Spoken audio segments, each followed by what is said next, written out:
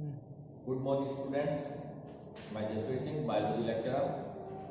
आज जो अपना टॉपिक है वो एग्रीकल्चर 11th क्लास का टॉपिक है। 11th में एग्रीकल्चर बहुत अच्छा सब्जेक्ट है। इसके अंदर बहुत सारी प्रक्रियाएं हैं, जीवन से संबंधित यानी सक्सेस होने के लिए बहुत सारी चीजें हैं जिसमें मैं आपको बताऊंगा कि ये चीज इसके अंदर काम करती है।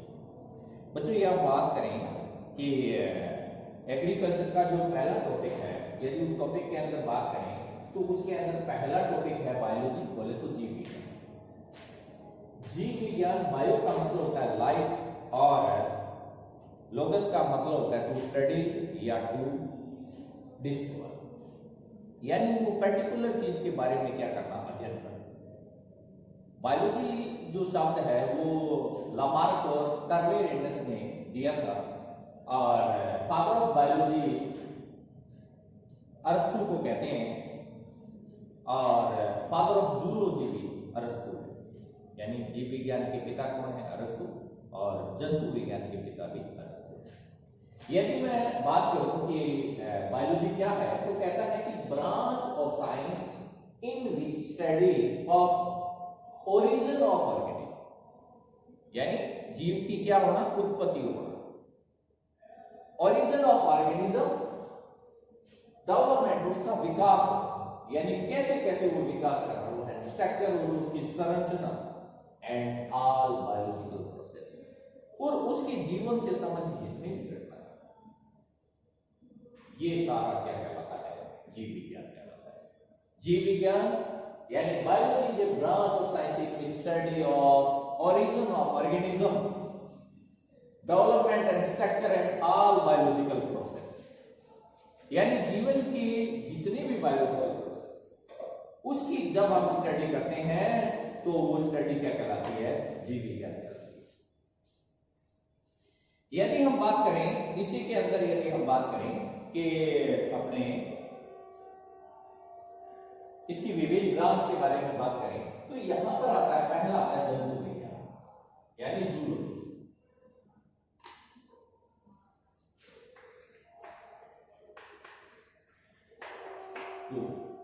यानी जंतुओं के बारे में, यानी branch of science in which study of animal is called zoology. जंतुओं के बारे में अध्ययन करना क्या कहलाता है? जंतु विज्ञान कहलाता है। बॉटनी यानी वनस्पति के बारे में, वनस्पति पेड़ पौधे जितने हैं उनके बारे में स्टडी करना क्या कहलाता है? वनस्पति विज्ञान कहलाता है। ये जीव विज्ञान की ब्रांच है, ये ब्रांच है, ब्रांच ऑफ बायोलॉजी, यानी इतनी ब्रांच की स्टडी इसके अंदर अपने करते हैं। देखो नेक्स्ट क्या आता है यहां पर? सूक्ष्म जीव का study of the micro organism, सूक्ष्म जीव विज्ञान, माइक्रोबायोलॉजी, यानी माइक्रोब्स के बारे में, सूक्ष्म जीवों के बारे में अध्ययन करना क्या कहलाता है? सूक्ष्म जीव विज्ञान कहलाती है। इसके बाद में आती है यहां पर आकार की मॉर्फोलॉजी, यानी उस जीव की मॉर्फोलॉजी, यानी बाहर के आकार की का अध्ययन करना, उसका आकार कैसा है, वो क्या कहलाता है? वो कहलाता है मॉर्फोलॉजी कहलाता है, आकार की का। इसके बाद में शरीर रचना विज्ञान, एनाटॉमी, जीवों की आंतरिक संरचना का अध्ययन। कोई जीव है जैसे मान लीजिए इंटरनल ऑर्गन है, उसकी अपनी स्टडी करनी तो वो क्या कहलाएगा? एनाटॉमी कहलाएगा। प्लांट्स के अंदर जाइलम है, फ्लोएम है, उनकी अपनी स्टडी करनी है। नेक्स्ट इसके बाद में जो संरचना थी वो थी ऑर्थिकी, histology, the study of tissue, ऑर्थिकी, हिस्टोलॉजी, टिश्यू का अध्ययन करना।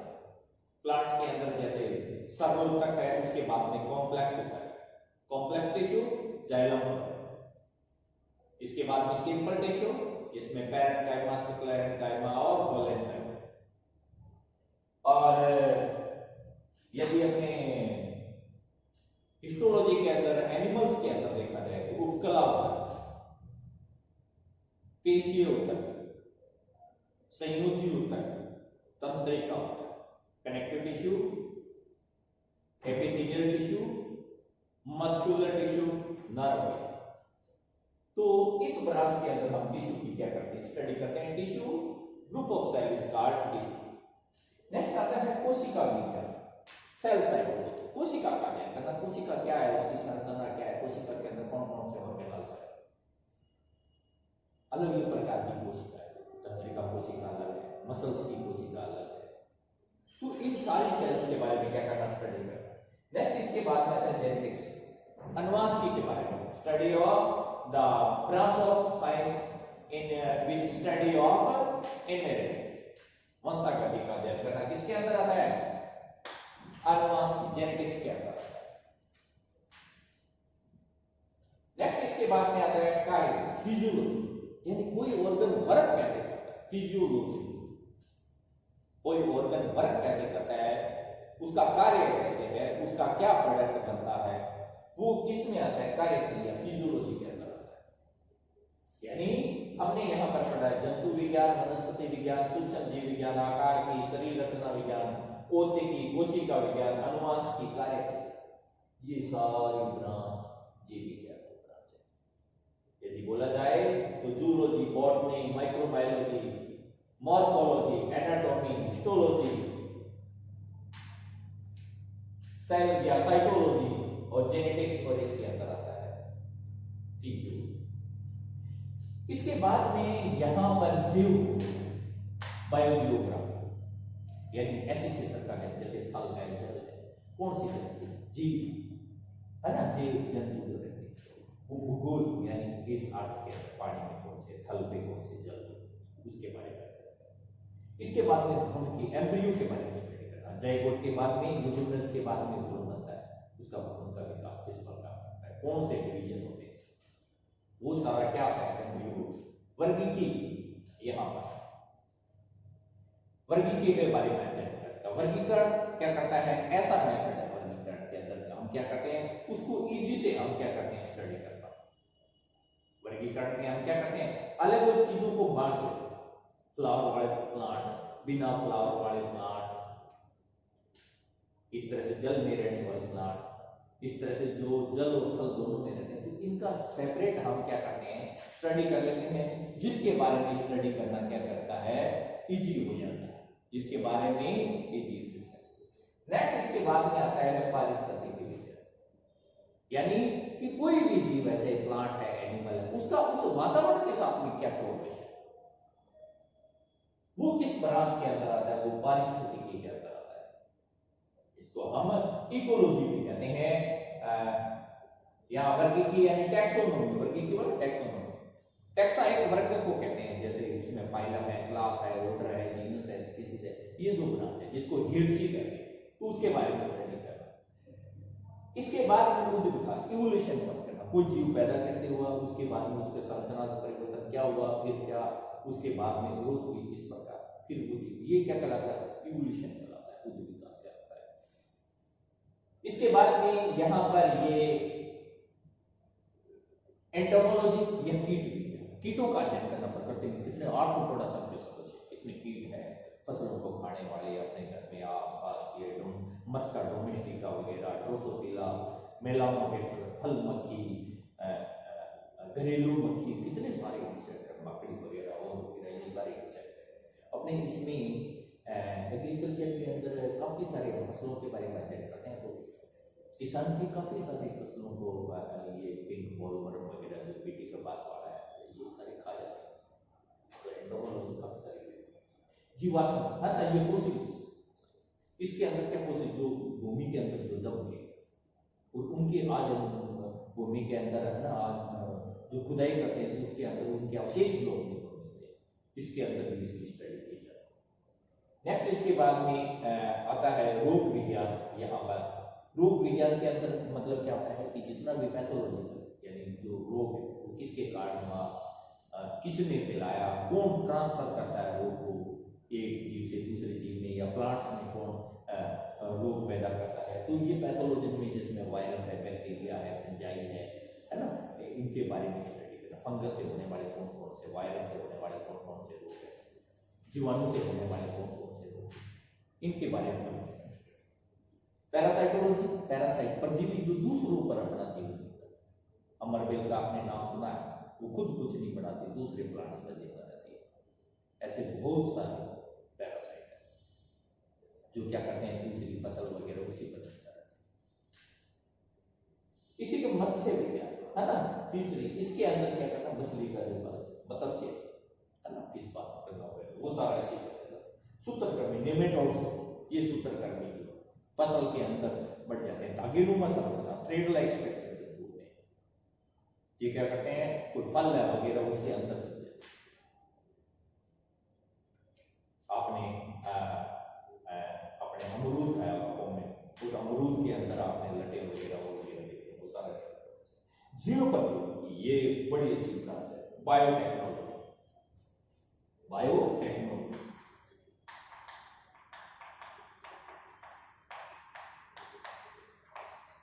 बायोटेक्नोलॉजी, बायो यानी प्लांट्स और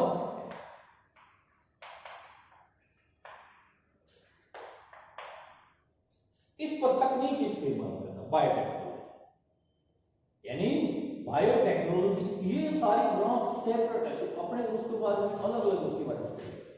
बायोटेक्नोलॉजी एक डिफरेंट ब्रांच जिसकी उसकी जेनेटिक यानी जीन प्रारूप में परिवर्तन करके और मानव के लिए उपयोगी उत्पाद बना, बायोटेक्नोलॉजी। जैसे दही है, दूध से दही बनना, ये भी एक बायोटेक्नोलॉजी ब्रांच है। पनीर बनाना, ये एंशिएंट बायोटेक्नोलॉजी। अब इसके बाद में मॉडर्न बायोटेक्नोलॉजी है, इसमें जैसे इंसुलिन है, ये जो बना है, जितने भी हार्मोन बनते हैं, सोमेटोस्टेटिन वगैरह, ये सारा इसी का। बीटी कपास है, ये इसी का। यानी हमने बायो यानी उसके अंदर जो न्यूक्लियस है, उसके अंदर जो जीन है, हमने उस पर टेक्निक को इस्तेमाल किया और इस तरह से हम क्या करना, टेक्निक का इस्तेमाल करके मानव के लिए उपयोगी प्रोडक्ट बनाना। इंसुलिन भी हमने एक प्रोडक्ट बनाया, प्रोटीन प्रोडक्ट है जो डायबिटीज पेशेंट के लिए काम में आता है, मधुमेह रोग के लिए। इसके बाद में देखना, ये जो सारी ब्रांच है, ये सारी ब्रांच क्या है, ये ब्रांच जीव विज्ञान की ब्रांच है। यदि मैं इंपोर्टेंस के बारे में इसमें देखूं कि इसकी क्या इंपोर्टेंस है, तो देखना इसका क्या महत्व है, इसका लाभ क्या है, इसका इंपोर्टेंस क्या है। तो एग्रीकल्चर में क्या है, अपनी जो विशेष तौर पे बड़ी ब्रांच जिसके बारे में आप आगे तक पढ़ते हो, पोषण से संबंधित, इसमें सस्य विज्ञान जिसको एग्रोनॉमी कहते हैं, फसल जितनी सारी फसलें उनके बारे में अच्छी सी स्टडी करना, उनकी ग्रोथ कब क्या, उसमें प्लांट ब्रीडिंग किस कर करना, नई किस्म को कब बोना, उसे प्रोडक्शन कैसे प्राप्त करना, उसमें न्यूट्रिएंट कितने है उसके बारे में प्राप्त करना, किस मौसम के अंदर उसको बोना, ये सारा इसे करता है। वानिकी फॉरेस्ट, वन जितने भी है। डोमेस्टिकेशन प्रोसेस गवर्नमेंट का, जिसके अंदर एक गांव है, शहर है, उसमें खाली जगह जो पड़ी है, उसमें इस प्रकार फलों वाले प्लांट लगाना, जिसके कारण क्या करे, उनको पशुओं वगैरह को छाया मिल जाए बैठने के लिए और हमें अच्छे उससे फल मिले, फूल मिले, यानी डोमेस्टिकेशन बहुत अच्छी है। प्लांट प्रजनन एंड आनुवंशिकी, इसमें प्लांट ब्रीडिंग एंड जेनेटिक्स, यानी पादप प्रजनन यानी पादप के जीन प्रारूप में सुधार करके और मानव के लिए प्रोडक्ट बनाना। मूंग है, उड़द है, गेहूं है, मिलेट है, ये चावल की नई किस्में हैं जिसमें विटामिन ए है। तो ऐसे बहुत सारी फसलें हैं जो किसमें आती है, प्लांट ब्रीडिंग के अंदर आती है। और ये किसमें आती है, जेनेटिक्स। जेनेटिक्स क्यों, क्योंकि उसकी आनुवंशिक संरचना में हमने जीन का फॉर्मेशन किया, यानी जीन इंटररिएक्शन उसमें किया, हमने लिंकेज किया, सेल जनता के काटे। नेक्स्ट देखा जाए उद्यान विज्ञान, हॉर्टिकल्चर, ये बाग जितने भी लगाए जाते हैं नींबू वगैरह, तो ये सारा क्या है, इसी के अंदर होता है। अलग अलग तरह के आजकल फल आते हैं, वो सारा उद्यान विज्ञान। इसके बाद में यहाँ पादप रोग विज्ञान, प्लांट पैथोलॉजी, पादपों में जो रोग लगते हैं उनके बारे में स्टडी करना, उसको कैसे कंट्रोल करना, ज्यादा पेस्टिसाइड का उपयोग ना करते हुए कंट्रोल करना, बड़ी अच्छी बात है।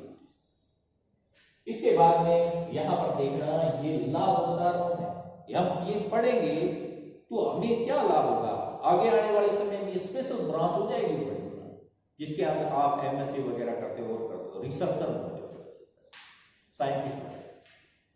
बेसिक विज्ञान, फार्माकोग्नोस्टिक्स, या प्लांट्स विज्ञान के अंदर ऐसे होता है जिससे हमें औषधि मिलती है, जैसे किशनकोड़ है, हल्दी है, आप हिम जैसे वाला प्लांट है, ये जो सारे प्लांट है, तुलसी है ना, ये सारे क्या है, मेडिसिनल प्लांट। गूगल है, ये क्या करते हैं, अपने जंतुओं के अंदर जितने भी डिजीज करते हैं उन डिजीज को ये क्या करते हैं कि उसको मतलब डिजीज फ्री करने का काम करते हैं। तो इनकी जो स्टडी है, इनके अंदर जो अपनी स्टडी है वो सारा इसी के अधीन क्या करते हैं, आती है, जो मैंने इसके अंदर सफेद मूसली है, अश्वगंधा, आप मार्केट में अश्वगंधा या आसगंधा के नाम से सुना, आसगंधा, और देखो वो शंख पुष्प में आता है कि दिमाग तेज उसमें असर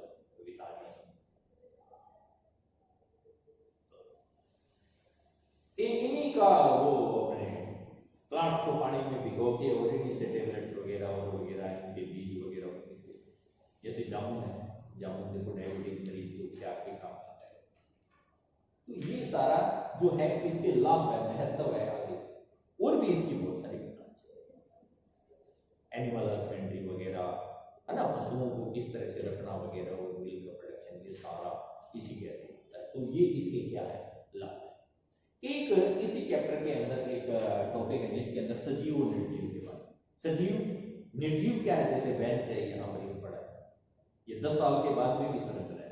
सजीव जो होगा उसमें क्या करेगी, वृद्धि करेगी, ग्रोथ होगी, उसमें उपापचय यानी एनाबोलिज्म और कैटाबोलिज्म यानी उपचय और अपचय, ग्रोथ होना, भोजन का पाचन होना, उसमें गतिशीलता होना, ये जो सारी चीजें हैं, ये सारी चीजें किसमें आता है, जो सजीवों की इकाई है, जिसमें प्रोटोप्लाज्म होता है, जिसमें सेल का स्ट्रक्चर ऑर्गेनाइजेशन होता है। जैसे मैंने यहाँ ओतकी के बारे में यहाँ पर बात की, देखो हिस्टोलॉजी के बारे में बात की, ये सारा इसी का होता है। रिप्रोडक्शन, जन्म करते हैं वो, अपने समान नए जीव पैदा करते हैं, ये भी है। उसका लाइफ स्पान होता है, यानी वो कब क्या करते हैं कि उसकी ज्वेलाइन फेज आती है, रिप्रोडक्टिव फेज आती है, सनसेट फेज आती है, ज्वेलाइन है ना, वो युवा अवस्था, इसके बाद में रिप्रोडक्टिव फेज, जन्म करते हैं उस फेज के अंदर। प्लांट्स में जैसे फ्लावर आता है तो उसमें रिप्रोडक्शन होता है,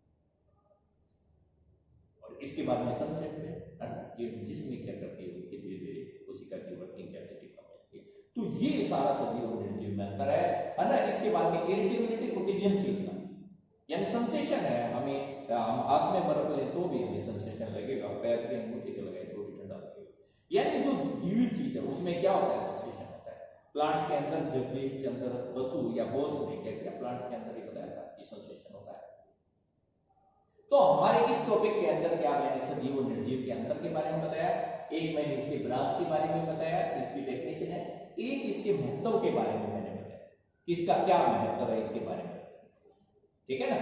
तो इसका अपने फर्स्ट टॉपिक के अंदर यही है कि हमें, क्योंकि आने वाले समय के अंदर मैं आपको बताऊं भोजन के बहुत सारे अपने इस भोजन के अंदर देखा जाए कि हमें, आप इस ब्रांच को स्टडी करने से क्या मिलता है, इस स्टडी जैसे मांस, मछली, अंडे, दूध, शहद, तेल, चर्बी, अन्न, दाल, कितना सारा खाद्य पदार्थ है कि नहीं। दूध जो एक संतुलित आहार है, एक कंप्लीट फूड है, मिल्क फूड है। मछली भी क्या है, एक प्रकार का कंप्लीट फूड है। यानी ये फूड लेने के बाद में आपको कोई